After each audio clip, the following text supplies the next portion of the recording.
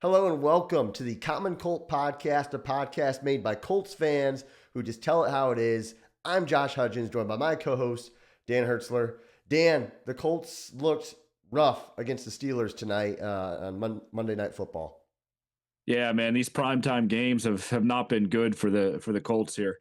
They just had an opportunity right in front of them. I told you last week on the podcast, this was kind of a teeter-totter kind of game, whether or not we get excited for the final home stretch of the season and maybe make a playoff push, or whether we start going this way. And, well, unfortunately, Colts fans, man, it was a bad one. But, Josh, what's your one word? What's one word that sums up how you're feeling right now? I'm feeling disgusted, Dan. Middle of the week, we were trying to push optimism to Colts fans, saying, hey, the season is not over. The season's over. I'm disgusted. Losing to the Steelers.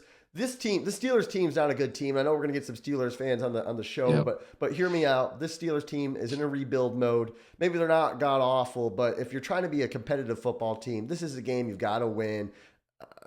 They're led by a rookie quarterback, and they're just not very good, and we lost.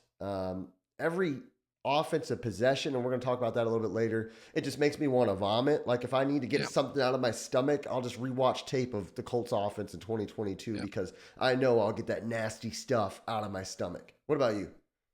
Yeah, my one word is lethargic. This is like, watching Matt Ryan try to hand the ball off or try to run for a few yards or just do anything athletic. It's like painful to watch, slow moving, just going nowhere. And that's what the Colts did. Like, to me, again, I mean, part of the whole excitement of Jeff Saturday and them back was the energy, was the passion, was the guys starting to play. And this was a game was right there for the taking. Like we said, this Steelers team is below average. I mean, Joe Burrow just threw all over them last week.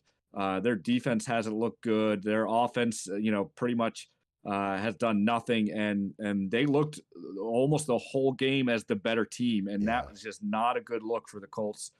Everything was just lethargic. Even the game management, the clocking, everything was just it was just bad. And these games go late. I mean, these Monday night games. So if you're on Eastern time, I mean, lethargic. It makes you want to fall asleep, and maybe it helps you fall asleep on these late Monday night games. And guys, I enjoy reading comments, actually. So I like to see your one word. I know we get guys that comment their one word often, and I would like to see what their word is in the comments, because it's always kind of fun to read through what everybody else's is.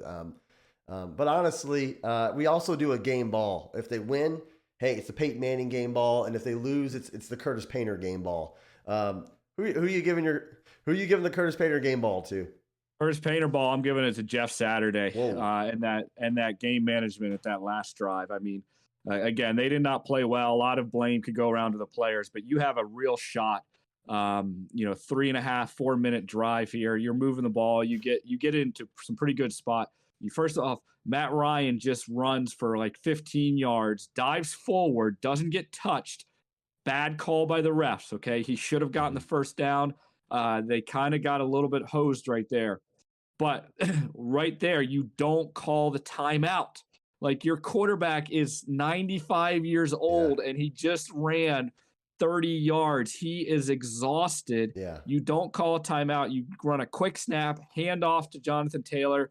He gets blown up in the backfield, and now you're on a fourth down kind of game, all on the line on this one play.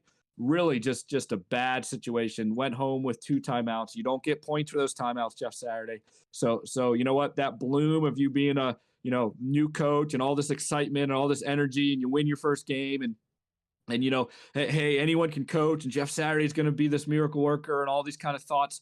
Well, you know what? The bloom is off today, and you get the Curtis Painter ball because you blew it there on that last drive. I don't think that was a great series there by Saturday and whoever else helps with those decisions, but it's got to be Matt Ryan for me. I mean, the guy opened up the game awful. First pass nearly intercepted. Second pass was intercepted. First half didn't complete a pass over 5 yards. The guy, I could have, okay, probably not, but I could have completed a pass over 5 yards in that first drive, in that first half. Third quarter, he looked a little bit better. It looked a lot better, really, because he couldn't be much worse. And they were aided by a big kick return, and they got a touchdown. But he looked immobile, looked like he's running in quicksand. He couldn't stretch the field at all with his arm. Even when it was down the field, they were inaccurate passes. They weren't hitting guys in stride. You hope that maybe he doesn't have the Mahomes bullet pass power, but you hope that he still has the touch and he can loft and lead guys and anticipate. There's no anticipation. He is playing scared, and I'm not saying it's all his fault, but because the offensive line has been bad this year, but Matt Ryan was a major problem today, and in my eyes, he is not looking like the Navy SEAL quarterback that Jim Irsay said the Colts were going to get. He is looking like the washed up quarterback that the Atlanta Falcons threw away for a third-round draft pick because they knew what this guy is. And that's what the Colts got is a washed up, 37-year-old quarterback who can't play football anymore. Yeah, and the bigger question, that we're asking here, really is this whole offense, the from top to bottom. I mean, Jonathan Taylor looked a lot better tonight, and has been looking better. So we're gonna move him out of the category right now. Offensive line, receivers. Pittman makes one big catch on that final drive, but just kind of just not much. The rest, I mean, a few bobbles, a few drops. Tight end Woods looked great today. Hey, that's another thing. Maybe encouragement, but where's Pierce? Pierce is nowhere. Yeah. Where's the schemes on this offense? All I see is 5-yard hitches, 5-yard curls. The Steelers secondary, again, I can't help but tell you, like I live around kind of Steeler country. I've seen some of the games. Joe Burrow just torched them last week without Chase, Jamar Chase, and without Mixon. They didn't have any receivers, and he just torched them.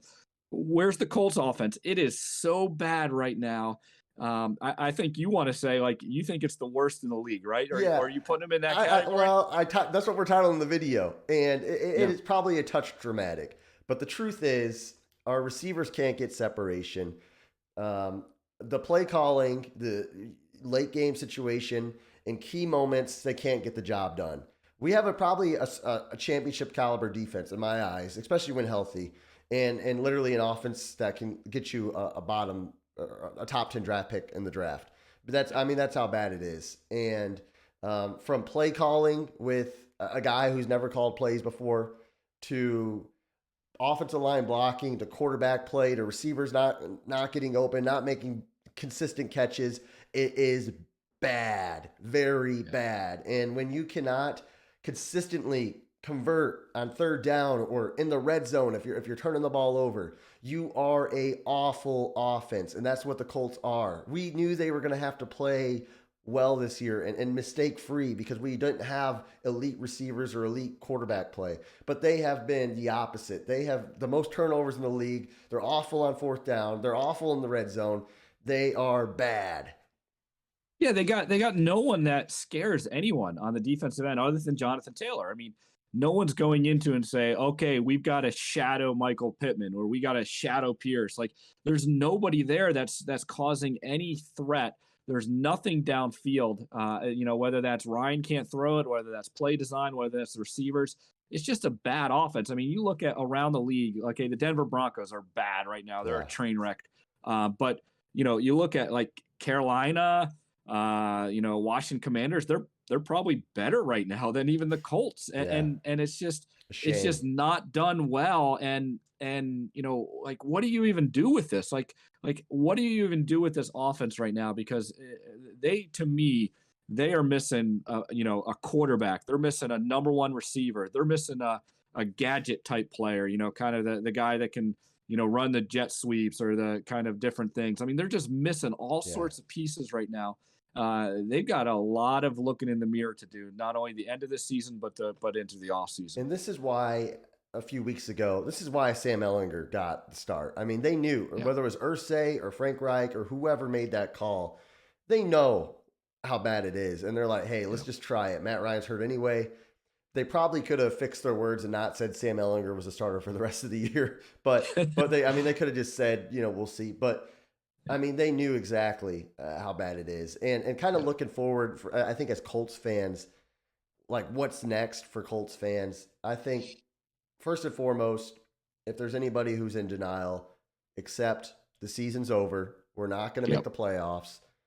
Even Jim Irsay, and I'm going to read a quote here. He pretty much said, hey, people think that Jeff Saturday is going to come in and be a miracle worker. that's not really the case. All we can do is focus on Pittsburgh, and when the offseason hits, we'll do a serious, dedicated interview process, which I'm looking forward to. To me, that quote is, hey, we got Saturday here. I'm looking forward to the offseason. The season's over. I mean, your owner's saying that. So to me, we can't get angry, even though I'm worked up, but you can't get angry about these games anymore. You have to just find a way. I mean, we got Dallas next week. We're probably going to get smacked in that game. But you can't get angry. You just have to find players to focus on, like Jelani Woods. Like, hey, look, this guy's progressing. Alec Pierce, is he going to get past the rookie wall? Guys like that, and hope they progress and buckle up for what's probably going to be the most eventful offseason since maybe 2012 when we got Chuck Pagano and drafted Andrew Luck and the boys. You ready to bench Ryan? I would be, yeah. I mean, I think the guy, he's a warrior. He's the ultimate pro. I like Matt Ryan, but he's not set up to succeed, and he's not going to drag you to success. It's probably not good for his health. I mean, it's like Kerry Collins the year the Colts had Manning injured, and we just kind of benched him for the year.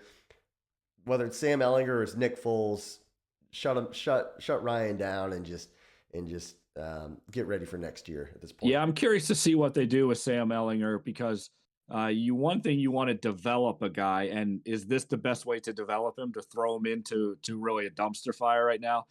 That might actually hurt him. So your mention of Nick Foles, who we don't really mention at all, might actually be a better option to finish out the season. Even though I'd like to see Sam Ehlinger play, it's just like, okay, do you throw him in with a new play caller? Do you throw him in with an interim head coach? Do you just throw him into the fire and just say, okay, let's see what you got?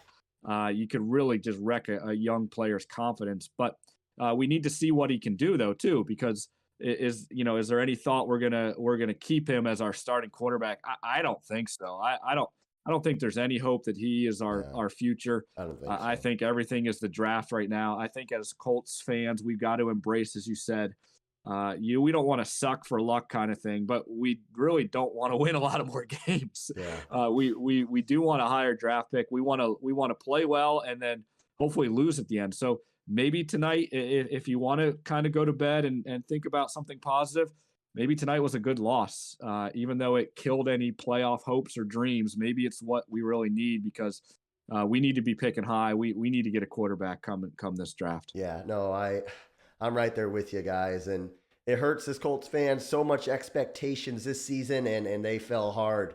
But that's the nature of the game, and that's football. So we'll look forward. Middle of the week, we got another episode coming out of the Common Colt Podcast, guys. Make sure to like, subscribe, comment. I want to hear what you guys think. Should Nick Foles start? Should Sam Ehlinger get back in there? I don't know.